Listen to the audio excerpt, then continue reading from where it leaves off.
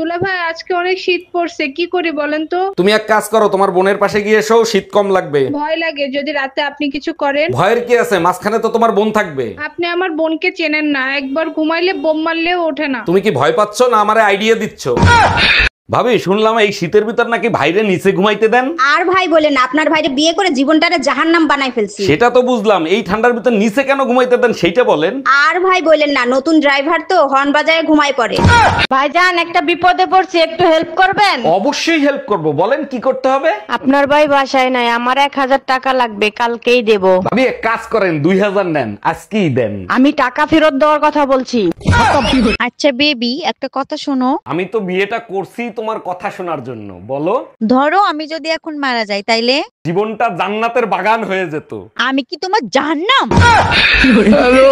দুলা ভাই দেখছেন কি ঘন কুয়াশা, ওর ভিতর কিচ্ছু দেখা যায় না। যে শীত পড়ছে মানুষ তো দূরের কথা, গরু ছাগলও বাইরে বাইরে নাই, দেখবা কি করে। দুলা ভাই যদি কিছু না করেন তাইলে চলেন ঘন কুয়াশা গায়ে মাখায় আসি। যা করার তো তুমিই করো, আমি কিছু করি? এর আগের বার ঠান্ডা পানিতে পুকুরে নামায় লুঙ্গি নিয়ে দৌড় দিছিল, আমার মনে নাই?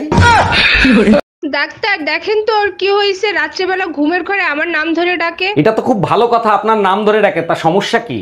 ডাক্তার সমস্যা হলো কালকে ওর বউ বাপের বাড়ি থেকে চলে আসবে। এক মিনিট, তা আপনি কে?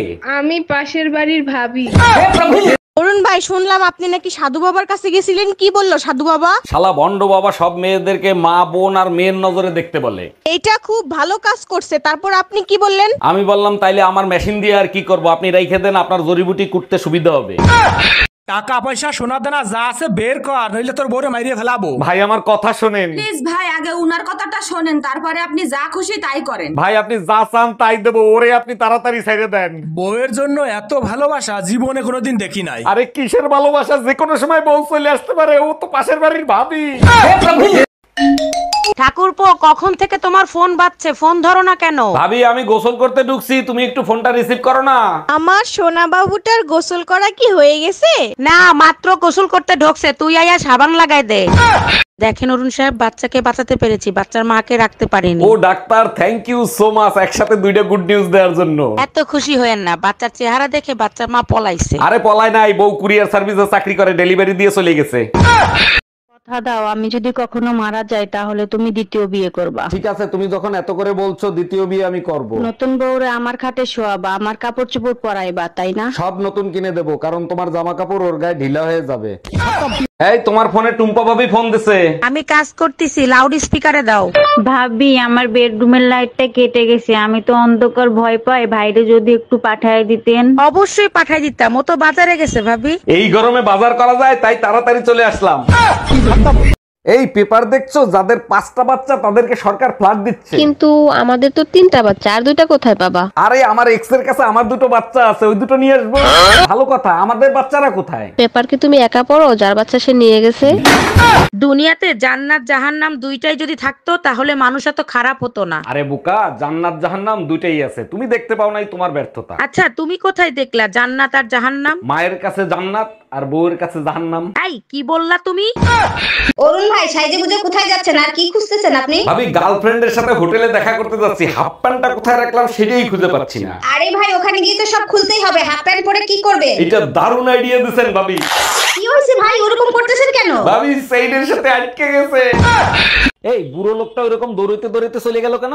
আরে ভিখারি ছিল, বললো অসুস্থ, কয়দিন ধরে কিছু খায় না। অসুস্থ ছিল ভালো কথা, কিছু খাওয়ায় বিদায় দিতা। ঘরে তো কোনো ওষুধ ছিল না, তাই বুদ্ধি করে আমার পিল খাওয়াই দিছি। এই শোনো, আমি সিদ্ধান্ত নিছি আমি আরেকটা বিয়ে করব। এটা তো খুব খুশির সংবাদ, তা হঠাৎ করে এই সিদ্ধান্ত নেবার কারণটা কি জানতে পারি? 7 বছর বিয়ে করছে, আমাদের একটা বাচ্চা, আমার আরো বাচ্চা লাগবে, তাই আরেকটা বিয়ে করব। আল্লাহর কাছে শুকরিয়া জানো একটা হইছে, তোমার ভরসায় থাকলে ওইটাও হইতো না। ঠাকুরপো কখন থেকে তোমার ফোন বাজছে, ফোন ধরো না কেন? ভাবি আমি গোসল করতে ঢুকছি, তুমি একটু ফোনটা রিসিভ করো না। আমার সোনা বাবুটার গোসল করা কি হয়ে গেছে? না, মাত্র গোসল করতে ঢোকছে, তুই আয়া সাবান লাগাই দে। এই পাশের বাড়ির ভাবির ছেলে হয়েছে, তার চেহারার সাথে তোমার এত মিল কেন? দেখো আমারে সন্দেহ করবা না, আমি কিন্তু ভাবির ধারে কাছেও যাই নাই। আরে তোমারে সন্দেহ করতেছি না, ভাই 2 বছর ধরে বিদেশ, ভাবির বাচ্চা হইলো কি করে? এখন ডিজিটাল যুগ, অনলাইনে কত কিছু হয়। এই বমি করতেছো কেন, কোনো সুসংবাদ আছে নাকি? আরে না, সকালে তুমি ঝগড়া করে গেছো না, রাগ করে বিষ কিনে এনে খাইছি, বিষে কোনো কাজই করে নাই, এখন শুধু বমি আসতিছে। তোমারে কতবার বলছি যে কোনো জিনিস কেনার আগে ভালো করে চেক করে কিনবা, এখন টাকাও গেল কাজও হইল না। ভাবি আমার জন্য একটা মেয়ে দেখেন তো, প্রেম করব। কিরকম মেয়ে লাগবে বলেন, খুঁজে দেব। এমন একটা মেয়ে দেখবেন যার মন ভেঙে গেছে, বেঁচে থাকার কোনো ইচ্ছাই নাই। সত্যি আপনি অনেক বড় মনের মানুষ, এরকম মেয়ে কেন খুঁজতেছেন? যার বেঁচে থাকার ইচ্ছা নাই, তার কিডনি বেঁচে আইফোন কিনবো।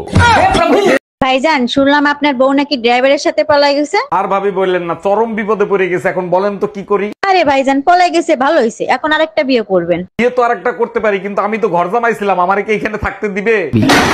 দুলা ভাই আজকে অনেক শীত পড়ছে, কি করি বলেন তো? তুমি এক কাজ করো, তোমার বোনের পাশে গিয়ে এসো, শীত কম লাগবে। ভয় লাগে যদি রাতে আপনি কিছু করেন। ভয়ের কি আছে, মাঝখানে তো তোমার বোন থাকবে। আপনি আমার বোনকে চেনেন না, একবার ঘুমাইলে বোম মারলেও ওঠে না। তুমি কি ভয় পাচ্ছ না আমারে আইডিয়া দিচ্ছ?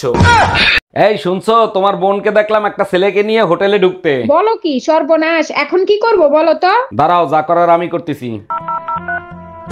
হ্যালো ছোট গিন্নি, কোথায় তুমি? দুলা ভাই আমি মাত্র পরীক্ষার হলে ঢুকলাম, পরীক্ষা দিচ্ছি। পরীক্ষা সাবধানে দিও, এই পরীক্ষার রেজাল্ট জানি না আসে।